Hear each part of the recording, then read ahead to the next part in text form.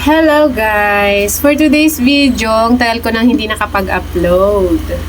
Ayan, mag-unboxing lang ako sa aking mga affiliate parcels, sa mga parcels. So far, wala pa po akong free sample.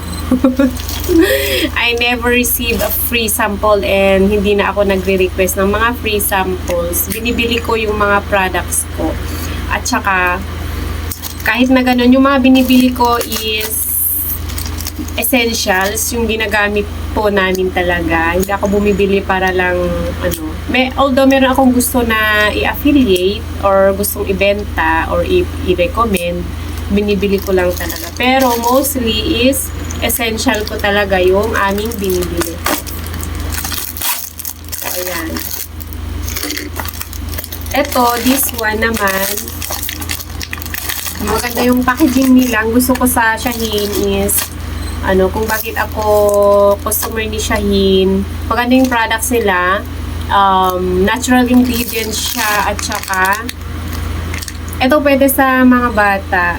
Ang laman kasi nito is coconut oil, yung mga ko na to na flex ko na to, virgin coconut oil, meron siyang refined avocado oil, mga ganun ba, mga oil, germ oil, rosemary oil, mga natural lang. Pwede to sa mga anak natin, 6 months pataas. Bath soap siya. Ayan. At nakailang purchase na rin ako sa kanila. Mga products na ginagamit ko. Tapos, syempre, meron pa akong ibang bubuksan kasi natambakan tayo. Dati bumibili talaga ako sa Shopee. Ngayon, sa Lazada naman kasi affiliate din ako ng Lazada. So, doon din ako nag-try. Kasi meron silang yung sa may video, nag-upload ka doon, itatag mo, pero so far, so good. Wala pa po akong benta sa Lazada. This one. Na-affiliate ko.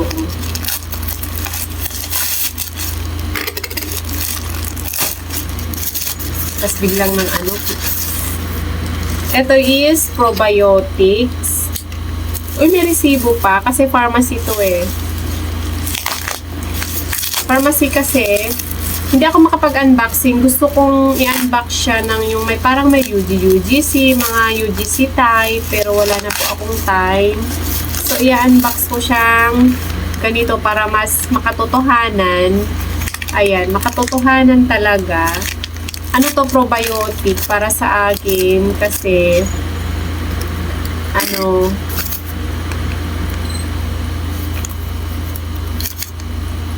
10 sachet. Ay, ito nun yung pang-adult, pero sachet siya. Akala ko tablet. Ayan siya. Nutrawell Probiotics. Parang generic ito. Ito yung probiotics ko. Kasi, try ko nga kasi minsan nangangasim yung sikmura ko. Kaya ayan, tumigil na ako sa pagkakape. Okay naman, hindi na kuha sa stapler. Kasi pharmacy to Ay, lalagay ko na lang yung link niya sa description box. Tapos, ano pa? Dalawa yung na-order ko sa kanila. Ito is para sa kids ko. For my kids. Kailangan natin ng reserva. Kailangan natin Mars ng reserva sa probiotics, lalo na pag may kids ka, kasi kailangan mo talaga itong magkaroon ng stock. So, ito, mas mura-mura kasi ito kaysa sa dati kong ginagamit or binibili. Ang gusto ko dito talaga is, pharmacy talaga siya kasi may resibo siya. Pag dumating, babayaran mo na lang. Dito ka lang sa bahay, ano natin dito? Mga mommies na hindi nakakalabas. Wow! I love it. Kahit lang, hindi naman siguro, kulang. Binilang lang siguro kung tama. Kaya yung seal. So, bilangin natin. Parehas lang pala. Akala ko to tablet. Pero ito is ayan. Akala ko magkaiba, pang kids at saka pang parehas lang naman pala. May pagkakaiba ba? Ay, ganun din. Sana ito na lang yung binili ko. Kasi akala ko adult lang. Ito, galing sa Generica. Akala ko may ano lang, pang adult, ganun. Hindi pala. Parehas lang. Pero okay lang yun. Tikman ko tong isa. Ganun din. Ano?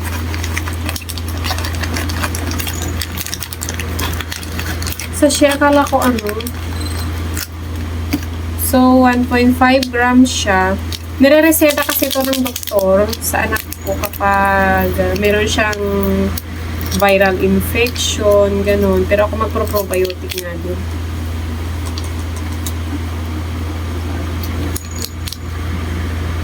2026 pa yung expiration. Uy, masarap siya.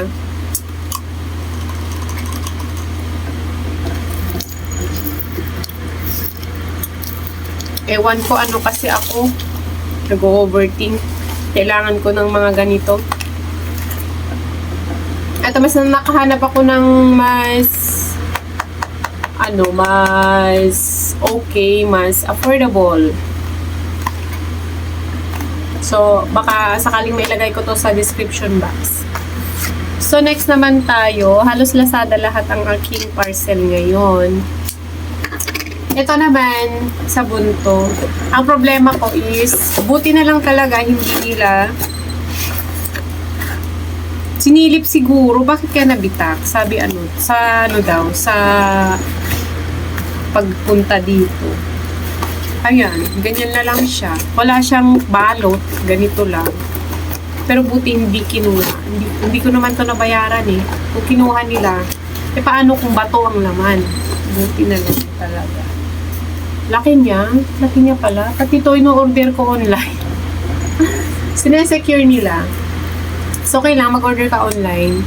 Kasi less hassle, hindi ako laging napunta doon sa bayan. Yung lang. So, yan. Joy. Okay naman. O, diba? So, ayan guys.